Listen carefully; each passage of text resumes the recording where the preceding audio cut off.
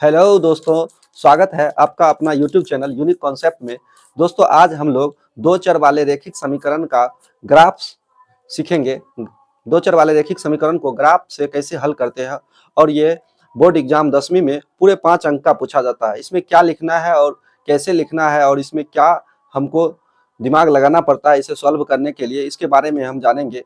बना तो सभी बच्चे लेते हैं लेकिन अच्छे ढंग से नहीं लिख पाते हैं, अच्छे ढंग से भाषा नहीं लिख पाते हैं, जिसके कारण उसका पूरा अंक नहीं मिल पाता है, 3 या 4 अंक ही प्राप्त कर पाते हैं। तो हम आपको बताएंगे कि आपको बोर्ड एग्जाम में किस प्रकार ग्राफ खींचना है जिससे आप पूरे 5 अंक प्राप्त कर सकें। चलिए तो एक क्वेश्चन हम बोर्ड पर लिखे हैं और इसको सॉल्व करते हैं और आपको समझाते हैं। सबसे पहले क्या करना पड़ता है, बोर्ड एग्जाम में आपको एक पेज मिलेगा ग्राफ वाला, जिस पर ग्राफ लाइनिंग ग्राफ रहेगा और एक रहेगा जैसे सामान्यतः कॉपी रहता है लकीर वाले, उस टाइप के रहेगा। तो उस पर आपको उसको इस समीकरण को मान सारणी लिखना है और ग्राफ वाले पेज पर आप ग्राफ खींचकर और उस पर निर्देशांक बिंदु को प्रतिस्थापित कर उसका रेखा खींचना है। तो चलिए हम सबसे पहले समीकरण को सॉल्व करके इससे हम मान सारणी प्राप्त करते हैं। तो पहला समीकरण है x + 3y = 6। x + 3y = 6। तो चलिए समीकरण फर्स्ट से चल रहे हैं। समीकरण फर्स्ट क्या है, x + 3y = 6। अब हम एक चर राशि को एक साइड कर लेते हैं, x = 6 - 3y लिख देंगे। अब देखिए अगर एक y और x है, यहाँ पर अगर हम y के जगह कुछ भी रखें, ऐसा मान रखना है जिससे मेरा ग्राफ बड़ा ना हो, ऋणात्मक आए कोई दिक्कत नहीं, भिन्न में ना हो, जिससे आपको निर्देशांक बैठाने में समस्या ना हो, ग्राफ खींचने में समस्या ना हो। ऐसा मान रखना जिससे मेरा ग्राफ छोटा बने, ज्यादा हमें परेशानी ना हो। तो चलिए शुरू करते हैं। जैसे यहाँ पर लिखा है x = 6 - 3y, x = 6 - 3y है। तो यहाँ पर हम जैसे लिख रहे हैं, जब y बराबर, आप चाहे तो किधर कहीं रफ करके भी डायरेक्ट मान सारणी लिख सकते हैं, लेकिन हम पूरा आपको अच्छे ढंग से समझा रहे हैं। जब y बराबर हम मान लेते हैं 1 रख लिए, कितना रख लिए 1, y बराबर 1 हो, तो देखिए इसलिए x बराबर क्या हो जाएगा, 6 - 3, y की जगह पर 1 रख दें, 3 × 1 हो जाएगा। उसके बाद देखिए 6 3 1 जा 3 हो जाएगा, 6 में से 3 जाएगा, कितना बचेगा 3। देखिए y बराबर 1 रखे तो x का मान कितना आया, 3 आया। अब फिर पुनः जब y बराबर हम रख लेते हैं 2, क्या रख लेते हैं, 2 रख लेते हैं, इसलिए x बराबर लिखा है 6 - 3y। यहाँ पर देखिए 6 - 3 × 2 से मल्टीप्लाई करेंगे क्योंकि y की जगह पर कितना लिए हैं, 2 लिए हैं। अब 6 है, 6 - 3 दूनी 6, 6 में से 6 जाएगा तो कितना बचेगा 0, कितना बचेगा 0। अब देखिए जब x 0 आ गया, जब y बराबर 2 रखे थे, अब हम समीकरण फर्स्ट का मान सारणी लिख सकते हैं। समीकरण यहाँ पर लिख देंगे, समीकरण फर्स्ट का मान सारणी, या आप इस प्रकार से भी लिख सकते हैं, समीकरण फर्स्ट का मान सारणी इस प्रकार से है। यहाँ पर नीचे नहीं दिखेगा इसलिए हम यहाँ लिख रहे हैं, एक डिब्बा बना देंगे मान सारणी के लिए, एक 2 लकीर खींचेंगे जिससे 3 डिब्बा 3 भाग में विभाजित हो जाएगा। एक में x लिखेंगे, एक में y, और x, y। इसको कम से कम आपको 2 मान निकालना है, 2 मान x का और 2 मान y का। देखिए 2 मान प्राप्त, 3 भी आप निकाल सकते हैं, लेकिन ज्यादा निकालने की कोई जरूरत नहीं है क्योंकि 2 ही से हमारा ग्राफ बन जाता है। चलिए तो हम लिखना शुरू करते हैं। देखिए जब हम y बराबर कितना रखे 1, तो x का मान कितना आया 3। जब y बराबर यहाँ पर कितना रखे हैं 2, तो x का मान कितना आया 0। इसको लिख सकते हैं 3, 1 और 0, 2। पहले लिखा जाता है x, उसके बाद y। निर्देशांक ज्यामिति में आप लोग पढ़े होंगे, वर्ग 9th में भी और 10th में भी। अब हम समीकरण सेकेंड से चलेंगे। समीकरण फर्स्ट का काम मेरा हो गया, समीकरण फर्स्ट। अब समीकरण सेकेंड से चलने पर या समीकरण सेकेंड से लिख देंगे, या समीकरण सेकेंड को हल करने पर भी आप लिख सकते हैं। समीकरण सेकेंड है 2x + 3y = 12, 2x + 3y = या 2x + 3y = 12 है। अब इसको देखिए, एक चर राशि को एक साइड कर लेते हैं, मतलब इसको इस फॉर्मेट में बनाना है जिससे हम कोई भी मान एक चर के स्थान पर रखकर दूसरे चर का मान आसानी से प्राप्त कर सकते हैं। यहाँ 2x बराबर लिख सकते हैं 12 माइनस 3y। अब देखिए 2x बराबर 12 माइनस 3y होगा। अगर x को यहाँ ये 2 मल्टीप्लाई में रहता है नीचे चला आएगा, 12 माइनस 3y बटे 2 हो जाएगा। 12 माइनस 3y बटे कितना हो जाएगा 2। अब देखिए हम y की जगह पर क्या रखें, आप दिमाग लगे। अब हम चाहेंगे तो y की जगह पर 50 भी रख सकते हैं, लेकिन इससे क्या होगा कि ग्राफ खींचने में थोड़ा परेशानी होगा, मान बराबर आ जाएगा। इसलिए हम ऐसा मान यहाँ पर y पर रखें जिससे कट के आसानी से अच्छा सा सारणी प्राप्त हो जाए, जिससे हमें ग्राफ खींचने में कोई परेशानी ना हो। तो अब यहाँ पर रख रहे हैं y का मान हम, जब y बराबर रख लेते हैं 2 हो, कितना हो 2, तो 3 दूनी कितना हो जाएगा 6, तो y बराबर 2 है, इसलिए x बराबर हो जाएगा 12 माइनस 3 गुने y की जगह पर 2 रख लेते हैं बटे 2। बहुत लोग ये काम रफ में कॉपी में करके डायरेक्ट मान सारणी खींच सकते हैं, उस प्रकार भी आप खींच सकते हैं, लेकिन पर्याप्त जगह पेज में है तो हम यही लिख देंगे ताकि एग्जामिनर को चेक करने में भी समस्या ना हो, अच्छा से वो समझ कर हमको पूरे 5 में 5 मार्क्स दे सके। अगर इधर उधर लिखने के बाद एग्जामिनर को नहीं समझ में आता है तो काट भी सकते हैं या नंबर भी काट सकते हैं। यहाँ पर देखिए 12 माइनस 6 बटा 2 यानी कि 6 बटा 2 कितना आ गया 3, कितना आ गया 3। देखिए x बराबर जब 2 रखे, सॉरी y बराबर जब 2 रखे तो x का मान कितना आया है 3। तो अब पुनः जब y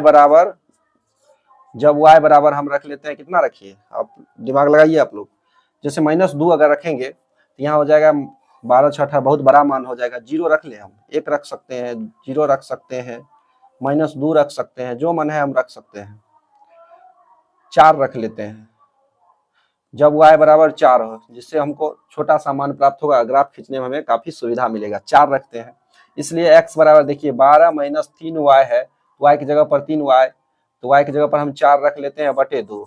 यहाँ हो गया 12 माइनस 12, 12 माइनस 12, अब 12 में से 12 जाएगा तो क्या होगा 0। शून्य में किसी भी संख्या से भाग देते हैं क्या हो जाता है, वो भी शून्य हो जाता है।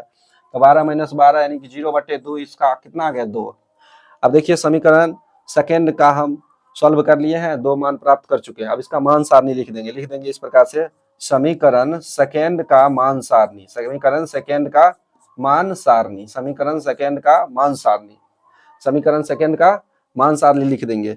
अब फिर डिब्बा बना देंगे, इसको 3 भाग में डिवाइड कर देंगे, एक में x लिख देंगे, एक में y। बहुत लोग x y 2 ही डिब्बे बनाते हैं, कोई दिक्कत नहीं है इससे। x, y, देखिए जब y बराबर कितना रखे 2 तो x का मान आया 3, जब हम y बराबर कितना रखे 4 तो x का मान कितना आया 0 आया है।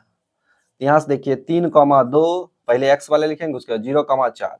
अब मेरा मान सारणी प्राप्त हो गया है, मान सारणी प्राप्त हो गया। अब आपको एक ग्राफ वाला पेज मिलेगा एग्जाम में, उस पर ग्राफ आप खींचिएगा, इसमें इसका निर्देशांक बिंदु ले लेकर उस पर बैठाना रहता है। तो चलिए बोर्ड पर ही हम आपको ग्राफ खींच कर बताते हैं, इसका स्क्रीनशॉट लेना चाहते हैं तो ले सकते हैं।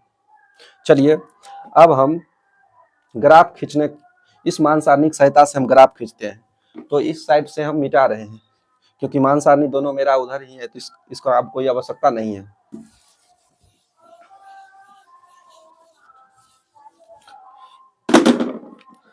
अब देखिए इसमें हाईएस्ट कितना तक गया है 3, इसमें 4, ग्राफ छोटा ही होगा। तो देखिए ग्राफ हम खींच रहे हैं, ग्राफ बहुत अच्छे ढंग से खींचना है, वहां पर आपको स्केल पेंसिल वगैरह लेकर जाना है, जिससे आप अच्छे कलम से एग्जाम में कभी भी ग्राफ ना खींचे। जब भी खींचे स्केल पेंसिल के सहायता से ही खींचे, जिससे आपको पूरे से पूरे अंक मिल सके। अगर आप पेंसिल से खींचेंगे, अगर मान लीजिए गलत हो गया तो आप कैसे मिटाएंगे। अगर पेंसिल से बनाते हैं, अगर गलत भी हो गया तो आप डिलीट कर दीजिएगा, उसको मिटा दीजिएगा और आप अच्छे से बना लीजिएगा। तो चलिए हम खींचना शुरू करते हैं। पूरा एकदम लकीर सीधा रखना है। देखिए इसको क्या बोलते हैं, इसको क्या बोला जाता है y अक्ष, सुतलका को बोला जाता है x अक्ष, इसको क्षैतिज रेखा, इसको ऊर्ध्वाधर रेखा बोला जाता है x अक्ष y अक्ष। अब यहाँ से इसको हमें नाम रख देते हैं x डैश, इसका नाम क्या होगा y डैश, इसका नाम y और y डैश। अब देखिए लिखते हैं हम, यहाँ से एक बराबर दूरी पर रहता है ग्राफ कॉपी में, अपने हिसाब से बराबर ले रहे हैं, 1 2 3 4 5 तक ले रहे हैं, 5 6 तक ले लेते हैं, 4 तक ही आवश्यकता है हमें। अगर ग्राफ बड़ा होगा तो इधर कटेगा तो इसमें काम आ सकता है। ठीक, इधर देखिए ये दोनों पॉजिटिव होता है, एक प्लस में होता है, इस साइड ये दोनों पॉजिटिव होता है। 3 प्रथम चतुर्थांश प्लस प्लस होता है, प्रथम चतुर्थांश प्लस प्लस, द्वितीय चतुर्थांश क्या होता है माइनस प्लस, तृतीय minus minus, fourth plus minus. पहले x को लिखा जाता है, उसके बाद देखिए इसमें x प्लस है तो इसमें प्लस और y माइनस होता है। अब देखिए यहाँ पर 4 रख लेते हैं, इधर आएंगे तो minus, minus 1, minus 2, minus 3, minus 4, इधर भी आएंगे तो माइनस 1, माइनस 2, माइनस 3 और माइनस 4 और माइनस 5 तक लिख लेते हैं, कोई दिक्कत नहीं है। अब यहाँ से देखिए आप लोग, समीकरण फर्स्ट का मान सारणी ये था, समीकरण फर्स्ट का मान सारणी था ये। अब देखिए पहला निर्देशांक बिंदु क्या दर्शाना है इस पर 3,1, क्या दर्शाना है 3,1 का मतलब 3 है, x का मान और y का मान 1 है। तो देखिए x अक्ष पर 3 किधर है, +3 यहाँ है और 1 यहाँ है। देखिए यहाँ 3 और 1, ये 3,1 हो गया। ठीक, उसके बाद देखिए 0,2, 0 x अक्ष पर 0, तो 0 यहाँ होगा क्योंकि मूल बिंदु का निर्देशांक 0 0 होता है और 2 यहाँ है तो यहाँ पर एगो बिंदु आ जाएगा।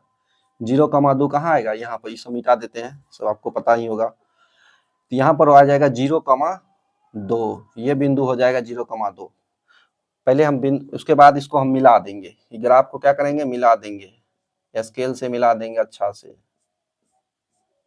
इस प्रकार से जो भी हो इसको मिला देते हैं। रुकिए, इसको मिला दिए, ये x है, इसको मिटा देते हैं थोड़ा, इसको x अक्ष कहा जाता है। उसके बाद आप समीकरण सेकेंड में आते हैं। समीकरण सेकेंड में देखिए क्या है 3,2, तो 3,2, 3 यहाँ है और 2 यहाँ, तो यहाँ एक बिंदु आ जाएगा 3,2, ये समीकरण सेकेंड का है। 3,2 या 3,2 बोल सकते हैं, 3,2। उसके बाद देखिए 0,4, 0 x अक्ष पर 0 कहाँ होगा, तो x अक्ष पर 0 यहाँ होगा और कॉमा कितना 4, तो 0,4 देखिए 0 ये है, y अक्ष पर 4, ये हो जाएगा 0,4, एक बिंदु ये हो गया और एक बिंदु ये। अब इस ग्राफ को भी मिला देंगे इस प्रकार से, इसको मिला देते हैं, उसके बाद उसका नाम लिख देंगे, इस प्रकार से मिला देंगे अच्छा से।